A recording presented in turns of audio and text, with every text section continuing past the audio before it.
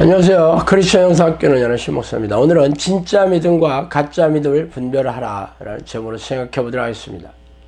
가치가 높은 것에는 가짜가 판치기 마련이죠. 보석은 값이 비싸기 때문에 가짜가 넘쳐나고 거액권 역시 위조지폐가 만들어지는 이유입니다. 그렇다면 우리네 교회에서 가장 가치가 높은 게 무엇일까요? 바로 믿음이겠죠. 믿음처럼 중요한 토대가 우리네 교회에는 없습니다. 그렇다면 믿음에도 수많은 가짜가 넘쳐나고 있는 게 당연하지 않겠어요? 그렇다면 진짜와 가짜를 판별하는 분별은 무엇입니까? 바로 성경이겠죠. 그러나 기이한 것은 가짜도 성경 말씀을 앞세워 진짜처럼 행사하고 있으니 기가 막힙니다. 마치 광야에서 금식을 하고 있던 예수님을 찾아온 시험하는 영인, 성경 말씀을 앞세워서 유혹하였던 것처럼 말이죠. 그러므로 당신의 믿음이 가짜라고 판명난다면 이것보다 더 경악한 일도 없을 것입니다. 그러나 대부분의 크리스천들은 자신의 믿음을 검증하지 않아요.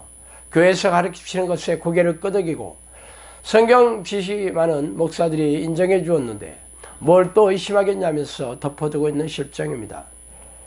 그래서 오늘은 당신의 믿음이 진짜인지 가짜인지 한번 살펴보고 싶어요. 사람이 마음으로 믿어 의에 이르고 입으로 시인하여 구원에 이르느니라. 로마서 10장 10절이죠. 주 예수를 믿으라. 그리하면 너와 내 집이 구원을 얻으리라. 사도행전 16장 31절입니다. 우리네 교회에서 새 신자들에게 예수를 믿고 그리스도를 영접하는 기도를 하면 구원을 얻는 믿음이 있다고 가르치고 있어요. 그리고 자신들이 생각해 보아도 예수를 믿기 때문에 교회 예배에 성실하게 참석하고 있고 각종 희생적인 신앙행위를 하고 있다고 여기고 있습니다. 덧붙여 지금까지 신앙생활을 하면서 받은 은혜도 적지 않았고 기도 응답도 들어있었던 것을 토대로 자신의 믿음에 문제가 없음을 항변하고 있습니다. 믿음이란 믿는 마음이에요. 믿음에는 두 가지 종류가 있는데 먼저 신념이나 신뢰를 의미하는 belief나 혹은 trust가 있습니다. 이의 사전적인 정의는 참인 것으로 추정되거나 그 결과를 알지 못하는 상태를 표현하는 말로서 그 믿음의 정도는 믿음도 혹은 확신도에 의해 표현된다 라고 얘기하고 있죠. 또 다른 믿음은 faith입니다. 이는 주로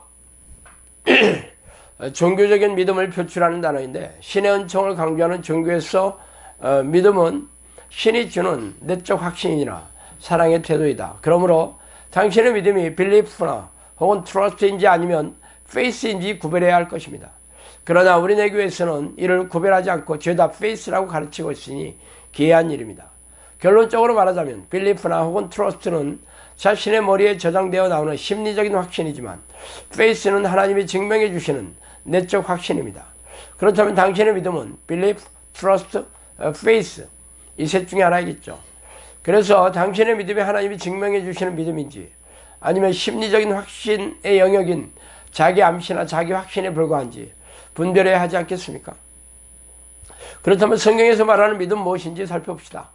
먼저 믿는 자는 예수님께서 하신 일을 안다. 내가 진실로 너에게 이르노니 나를 믿는 자는 내가 하는 일을 그도 할 것이요 또한 그보다 큰 일도 하리니 이는 내가 아버지께로 가미라. 요한복음 14장 12절이죠. 여러분이 예수를 그리스도로 믿는 믿음이 있다면 예수님이 하신 일을 똑같이 따라야 한다고 말하고 있죠. 그렇다면 예수님이 하신 일은 무엇입니까? 예수님이 하신 사역은 성경을 읽어보면 잘 나와 있습니다. 그 사역을 한마디로 들면 하나님의 명령하신 일을 하는 것이죠. 이르시되 너희는 가서 저 여호와에게 이르되 너희 오늘과 내일은 내가 귀신을 쫓아내며 병을 고치다가 제3일에는 완전하여지리라 하라. 누가복음 13장 32절이죠. 예수님이 하신 가장 중요한 사역은 인류의 죄를 대신하여 십자가의 보혈을 흘려주신 일입니다. 그러나 그뿐만이 아니죠. 그 자리에 예수님은 귀신을 쫓아내고 귀신들이 일으킨 고질병을 치유하면서 죄의 해결을 촉구하며 천국이 가까웠음을 선포하셨습니다. 예수님의 사역을 이어받은 사도들과 제자들의 사역도 동일했죠. 그러나 우리네 교회는 이런 사역에서 손을 뗀 지가 오래되었어요. 이러한 사역은 성령 능력을 받아야 가능한 일이기 때문입니다. 그러나 성령이 안에 있다고 가르치고는 있지만 성령의 능력이라고는 눈을 씻고 찾아볼 수 없는 게 우리네 교회의 암울한 현실이죠. 그러면서 자신들에게 믿음이 있음을 의심하지 말라고 소리치고 있으니 기이한 일입니다. 두 번째, 믿는 자는 쉬지 않고 하나님을 찾아오는 것입니다. 믿음이 없이는 하나님을 기쁘시게 하지 못하나니 하나님께 나아가는 자는 반드시 그가 계신 곳과 또한 그가 자기를 찾는 자들에게 상 주시는 이심을 믿어야 할지니라. 히브리서 11장 6절이죠. 당신이 등산하다가 금덩이를 발견했는데 너무 무거워서 운반할 수 없었다면 근처에 은밀하게 감춰두고 빠른 시간 내에 찾아가서 아무도 모르는 곳에 옮겨두고 기뻐하실 것입니다. 당신이 전능하신 하나님이 살아계시며 그 하나님은 자신을 찾아오는 자녀들에게 기뻐하며 능력을 베풀어 주신다는 것을 믿는다면 어떻게 하겠어요? 날마다 쉬지 않고 하나님의 이름을 간절히 부르며 내주해 달라고 간구하지 않겠습니까? 성경에는 하나님을 만나려면 마음을 다해서 전심으로 찾아오라는 말로 도배하고 있죠. 그래서 당신은 그렇게 하고 계십니까? 아니라면 당신은 하나님을 믿는 게 아니라 믿는다고 착각하고 있는 셈입니다. 하나님은 자신을 찾는 자들에게 놀라운 상을 주신다는데 왜 안 찾아오십니까? 그 이유는 하나님이 지금도 살아계셔서 자신을 전심으로 찾아오시는 자들에게 능력을 베푸신다는 믿음이 없기 때문이에요. 세 번째로 믿는 자는 자신의 뜻을 부인하고 기꺼이 하나님의 뜻을 따르는 자들입니다. 물론 내게 오는 자는 자기 부모와 처자와 형제와 자매와 더욱이 자기 목숨까지 미워하지 아니하면 능히 내 제자가 되지 못하고 누구든지 자기 십자가를 지고 나를 따르지 않는 자도 능히 내 제자가 되지 못하리라. 누가복음 14장 26, 27절 말씀입니다.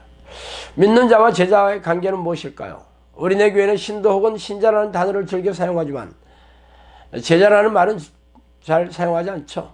믿는 무리나 믿는 자는 자기 확신이나 자신이 들이대는 증거로 증명이 가능하지만 제자는 예수님이 말씀하신 잣대로 제어하기 때문입니다. 예수님의 잣대는 그야말로 넘사벽이죠.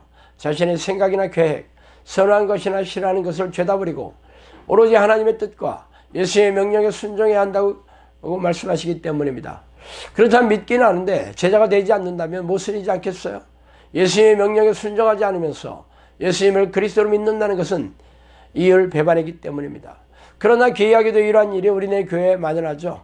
성경의 잣대로 믿음을 분별하는 것이 아니라 교회의 관행이나 신학자의 교리로 채우고 있으니 말이죠. 그래서 성경에서 말하는 믿음의 능력이나 표적이 일어나지 않습니다.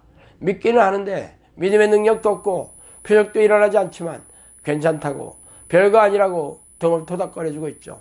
만일 너에게 믿음이 겨자씨와 한 알만큼만 있어도 이 산을 명하여 여기서 저리로 옮겨지라 하면 옮겨질 것이요 또 너희가 못할 것이 없느니라. 마태복음 17장 20절입니다. 믿는 자들에게 이러한 표적이 따르리니 곧 그들이 내 이름으로 귀신을 쫓아내며 쇠방언을 말하며 병을 집어올리며 무슨 독을 마실지라도 해를 받지 아니하며 병든 사람에게 손을 얹는즉 나으니라 하시더라. 마가복음 16장 17, 18절이죠. 아마 우리네 교회 지도자들이 가장 싫어하는 성경 구절이 위의 구절이 아닐까요? 예수님은 겨자씨만한 작은 믿음이라도 기적이 내려오고 믿음의 표적이 귀신을 쫓아내고 고질병을 고치는 성령의 능력이라고 말씀하셨지만 우리네 교회는 손바닥으로 하늘을 가리고 있죠. 그래서 교회 설교 시간마다 덕담과 위로 축복과 구원을 퍼부어주고 있는 설교 경연장이 되고 있다며 또 이를 듣고 은혜 받았다며 즐거워하며 교회 문을 나가고 있죠. 그러면서 천국에 들어가는 믿음을 기정사실하고 있으니 섬뜩하고 두려운 일입니다. 자, 오늘은 여기까지 하겠습니다. 감사합니다.